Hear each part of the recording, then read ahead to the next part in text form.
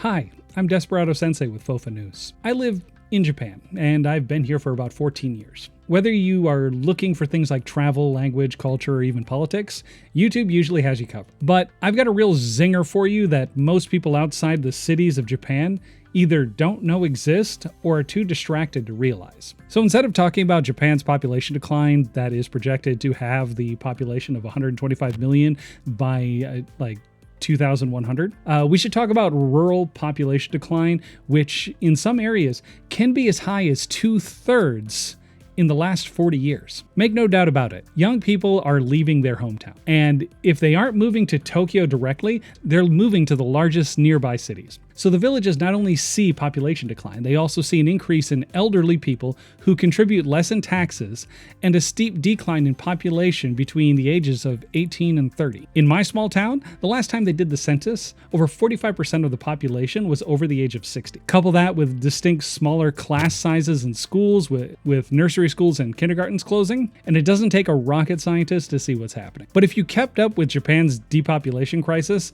these sort of things are old hat. What's really interesting and frightening is what's happening just outside the towns and villages. Nature is re-encroaching onto the towns. I've seen more bear sightings in 2025 than I have in the last 5 years combined. But why is that? Nature has never been a problem in these rural areas before. Very true. In the 1970s, Japan had peak registration for gun ownership and hunting licenses. But after that, hunting practices and skills began to stagnate. Fewer people signed up. Fewer people wanted to own guns, and fewer people wanted to go hunting. Now, if you're from a city, you might not get this next question, but I'm going to ask it anyway. When the natural predator of a creature, one that is tasked with maintaining the conservation of an ecosystem, is severely lessened, what happens to the population of the prey? They explode.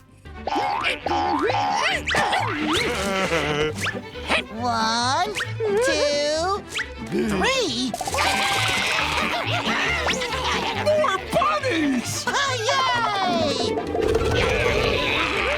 Truth is, all of those hunters that signed up in the 1970s are now in their 70s and 80s themselves. They can't do the job anymore. And the replacements, well, they aren't there anymore. So Japan is going to have to grapple with not only rural depopulation, but more rapid rural depopulation as bear, boar, and Sika deer begin to re-encroach in cities, towns, and villages. Japan is a term for abandoned housing. It's called aki-ya, or empty house. As these increase, there is less human activity, and wildlife filter out into towns and villages. Need I remind you, children from first grade to high school walk to school regularly near the mountains and hillsides. When the bear population increases, their available food decreases. Bear sightings during the hibernation period also increase due to hunger, and if they can snatch an unsuspecting first grader, they will. Time and time again, the government puts out its projections for conservation efforts with wildlife and falls short in almost every category. The numbers don't lie. An increase is coming. It won't be pretty, but it's not going to be like northern Texas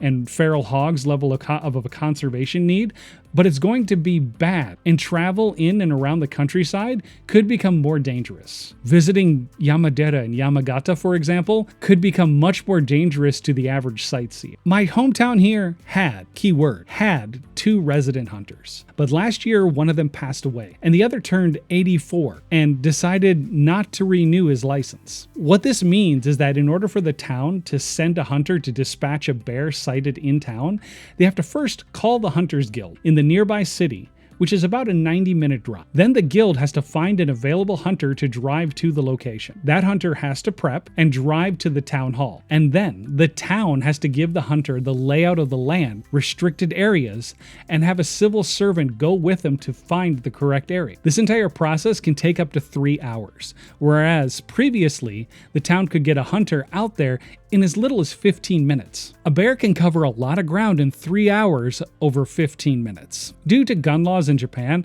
unless you're a seasoned hunter with a clean record, you are regulated to using a 12 gauge as your highest gauge shotgun. As a quick aside, in Japan, your license is tied to one specific make and model of gun and one type of ammo. So if you're licensed to a Winchester 21 12 gauge and buckshot, you aren't allowed to use a 20 gauge or a 410 of the same make. And you aren't allowed to use birdshot or slugs. Japanese black bears are significantly smaller than American black bears. But even so, a 12 gauge is just enough to eke out taking one down. Just don't miss.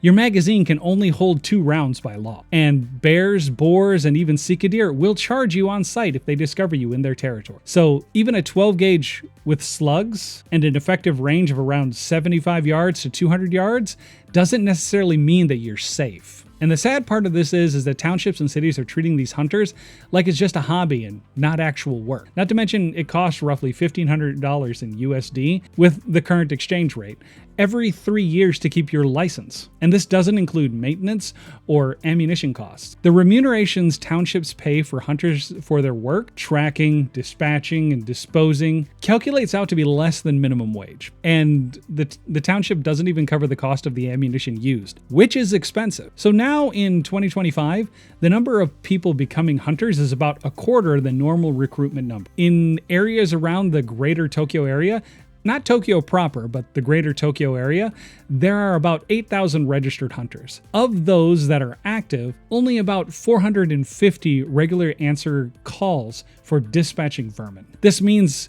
around 5.5% of hunters are active. If this is a normal trend around other areas in Japan, Japan is in real trouble ecologically outside of human population decline. This is definitely something I will keep my eye on as someone who lives in rural Japan, away from the big city. The number of sightings has grown exponentially in the last 3 years. This is a growing concern among residents here. Both of my children walk to school. Just 2 years ago, my children had to change their walking route due to an increase in bear sightings.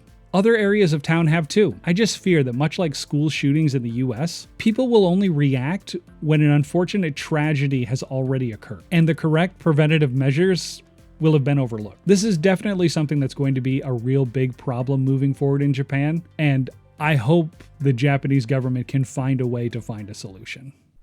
Hi there, this is Desperado Sensei with FOFA News. We'd just like to remind you to like and subscribe for our content, and also follow us on Substack. Every now and then we write pieces that don't necessarily turn out to be videos, so check us out when you get a chance. Thank you. Bye.